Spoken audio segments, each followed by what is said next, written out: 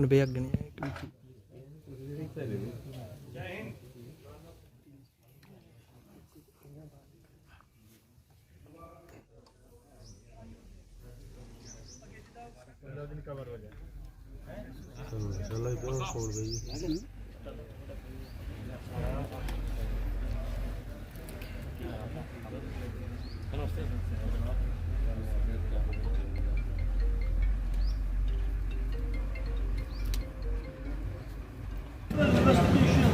We find enough that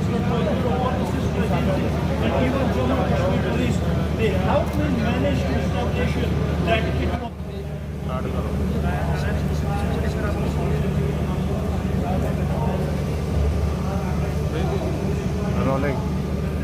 Pakistan की एक और आतंक की बड़ी साजिश को जम्मू में नारकोटिक्स कंट्रोल ब्यूरो ने नष्ट किया है। तस्वीरें आप देख रहे हैं। व्यापक नियंत्रण ब्यूरो केंद्रीय नोडल जांच एजेंसी है जो कि ड्रग्स के व्यापार को नष्ट कर नशा मुक्त भारत के सपने को साकार करने के लिए उचित कदम उठा रही है। मुझे हर्ष है कि जम्मू की यूनिट ने अच्छा काम करते हुए पिछले कुछ सालों में अच्छे केसेस दिए और उनसे हुई रिकवरी को आज कोर्ट के द्वारा आदेश प्राप्त होने के बाद यहाँ पे नष्ट किया जा रहा है। चूँकि ड्रग की मात्रा काफ़ी है इसलिए इसमें रेगुलर ड्रग डिस्पोजल कमेटी के अलावा high level drug disposal committee भी गठित की गई जिसकी अध्यक्षता मैं कर रहा हूँ। इसमें DRI और पुलिस के भी लोग शामिल होंगे। आज की इस कार्रवाई में 4 केसेस में लगभग 153 किलो हीरोइन और 5 केसेस में लगभग 177 किलो चरस जो बरामद हुई है वो नष्ट की जाएगी। ड्रग्स का ये दहन ना ही पिल्फरेज को रोकता है, वापस दोबारा साइकिल में आने से रोकता है, बल्कि एक सांकेतिक रूप से भी बहुत महत्वपूर्ण होता है कि इस दहन के साथ हम लोग प्रेरणा लें कि भारत को नशा मुक्त बनाना है। तो इससे हम अपना कमिटमेंट, अपना रिजॉल्व और पक्का करते हैं कि इस लड़ाई में हम लोग कंधे से कंधा मिलाकर चलेंगे। आज सुबह के समय ब्यूरो की तरफ से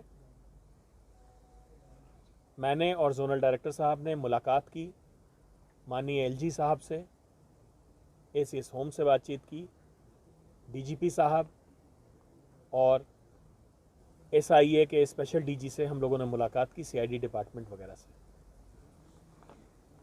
तो ड्रग्स के व्यापार पे कैसे रोकथाम की जा सकती है, इन्फोर्समेंट के तमाम पहलुओं पर चर्चा हुई और क्या कदम उठाए जाने चाहिए जिससे इसकी बढ़ती हुई डिमांड को कम किया जा सके, क्या संरचनात्मक बदलाव ज़रूरी हैं, नए NDPS कोड जो हमें यहाँ पे लाने हैं।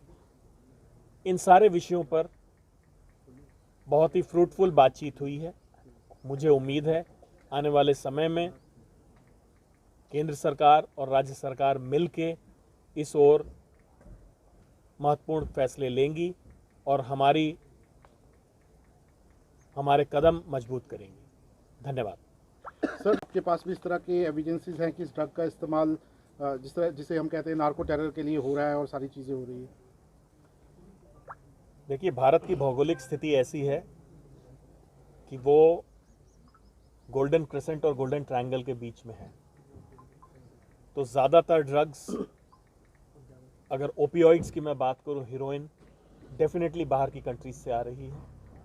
चरस का उत्पादन कुछ एक कश्मीर वैली, हिमाचल, उत्तराखंड और कुछ चरस नेपाल से आती है। कंपोजिट केसेस भी बढ़े हैं। आपने देखा होगा हाल ही में NIA के पास भी इस तरह के केसेस जिसमें ड्रग्स पकड़ा गया है उनकी संख्या बढ़ी है। तो इस ओर इशारा है कि हम लोग इन केसेस को जिसमें नार्को टेरर का एंगल है उनको गंभीरता से ले रहे हैं। पाकिस्तान लगातार ये कोशिश, देखिए, जो तस्कर हैं उनके और इन्फोर्समेंट एजेंसीज के बीच में ये खेल बहुत समय से चलता आ रहा है और चलता रहेगा। वो नई नई चीज़ें लेकर आते हैं, इनिशिएटिव उनके पास है, लेकिन उसका हम लोग मुंहतोड़ जवाब देते हैं। ड्रोन का एक बहुत बड़ा चैलेंज हमारे इस इंटरनेशनल बॉर्डर पे, वेस्टर्न इंटरनेशनल बॉर्डर पे आया है। आपने सही प्रश्न उठाया। इसके संबंध में BSF, Punjab police, JNK police, Rajasthan police और एनसीबी ने पीछे एक मीटिंग करके गहन चर्चा की और उनकी मांग पर हम लोगों ने यूएसए की जो कंसर्न्ड एजेंसी है, मरीन एयर विंग और होमलैंड सिक्योरिटी से, उनके एक्सपर्ट बुलाए थे।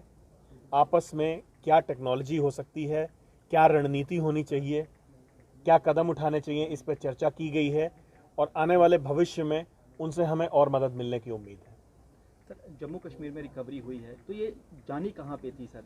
इसका कहाँ पे क्या, क्योंकि आपको लोगों को पकड़ा होगा, उन लोगों ने क्या कुछ आपको जानकारी दी है, कहाँ जानी थी ये? इसमें से कुछ एक खेप जो है उसका कनेक्शन पंजाब से है और जो आमतौर पे पाया जाता है कि जम्मू कश्मीर में बरामद हुए ड्रग्स साउथ की तरफ जाते हैं, जिसका डेस्टिनेशन पंजाब, हरियाणा, एनसीआर, मुंबई, गोवा तक भी होता है। सर, लेकिन धन्यवाद। हमने देखा है कि जो भी एनसीबी, क्योंकि एनसीबी अपने आप में अलग ऑर्गेनाइजेशन है, बॉर्डर के थ्रू बहुत ज़्यादा ड्रग्स आती है, तो क्या एनसीबी का रोल वहाँ पे भी रहता है बॉर्डर के एरियाज़ में, खासकर एलओसी और इंटरनेशनल बॉर्डर के एरियाज़ में? आप बॉर्डर के लीगल चैनल्स की बात कर रहे हैं, पोर्ट, लैंड पोर्ट्स या सी पोर्ट्स की बात कर रहे नहीं हैं? सर, मैं यहाँ का एलओसी का एरिया और ये जो देखिए एनसीबी एक स्पेशलाइज्ड एजेंसी है और हम लीन एंड थिन डिपार्टमेंट है। लगभग 1200 लोगों की फोर्स से हम लोग पूरे इंडिया में काम कर रहे हैं, तो हर ज़िले में, हर नुक्कड़ पे, हर बॉर्डर पे हमारा हो पाना असंभव है। लेकिन जो वहाँ पे गार्डिंग फोर्सेस हैं उनके साथ हम लोग समन्वय स्थापित करते हैं, उनको मॉडस ऑपरेंडी बताते हैं। वहाँ जो केसेस होते हैं, जैसे आप देखते होंगे कि बीएसएफ ने कोई केस पकड़ा, वो हमें हैंडओवर करती है और हम लोग उसका एंड टू एंड इन्वेस्टिगेशन करते हैं। तो इसमें हमारा सारी एजेंसीज के साथ में समन्वय होता है, चाहे वो स्टेट पुलिस हो, चाहे बॉर्डर गार्डिंग फोर्सेस हो, कस्टम, डीआरआई, नेवी, आर्मी, सभी के साथ हम कोऑर्डिनेशन में काम करते हैं। लेकिन सर, ये कितना बड़ा चैलेंज है, क्योंकि ड्रग पेडलिंग, मतलब ड्रग्स आना देश में, ये तो एक नॉर्मल, लेकिन जम्मू कश्मीर में एक पूरी कंट्री खड़ी है ड्रग पेडलर के साथ। आपको लगता है ये पूरा जो टेरर नेटवर्क और इसका वो है, ये दोनों इन्वॉल्व हैं, आपस में इन्वॉल्व हैं, ड्रग पेडलर्स और टेरर नेटवर्क? मैंने इसका उत्तर पहले भी दिया है कि इस संभावना से इनकार नहीं किया जा सकता और इस ओर केंद्र की जांच एजेंसियां बखूबी ध्यान रख रही हैं। एनआईए और इंटेलिजेंस एजेंसीज के साथ हम लोग मिल के काम कर रहे हैं। Thank you.